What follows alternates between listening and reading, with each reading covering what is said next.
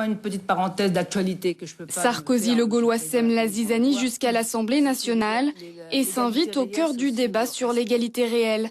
Sa définition de l'identité coince auprès des députés d'outre-mer. Nous sommes très fiers de nos origines diverses et variées et très fiers de nos ancêtres qui ne sont pas dans l'histoire de notre culture des Gaulois. Nos ancêtres les Gaulois, la potion magique de l'ancien président ne passe pas. C'est quelque part une forme de reniement. C'est une ignorance. Et je regrette que ce soit le président Sarkozy qui ait pu dire ça.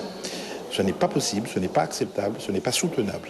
Que des présidents, des candidats à la présidence de la République aillent jusqu'à évoquer cette expression, ça veut dire qu'on a encore beaucoup de choses à faire. C'est nier tout ce que peut être l'humanité, c'est nier tout ce que peut être beaucoup de Français, c'est nier tout ce que peut être tous les Outre-mer.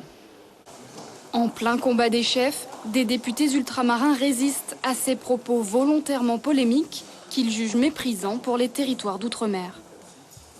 La France n'est pas qu'hexagonale.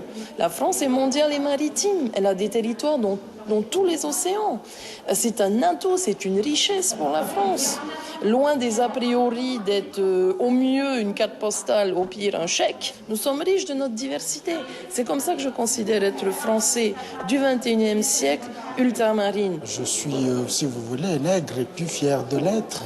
Je suis africain, je suis sans doute un peu de l'océan Indien, mais je ne suis pas sûr que l'on définirait la question d'être français du fait d'être gaulois. Par Toutatis, on pourrait donc être français sans proclamer ses ancêtres gaulois.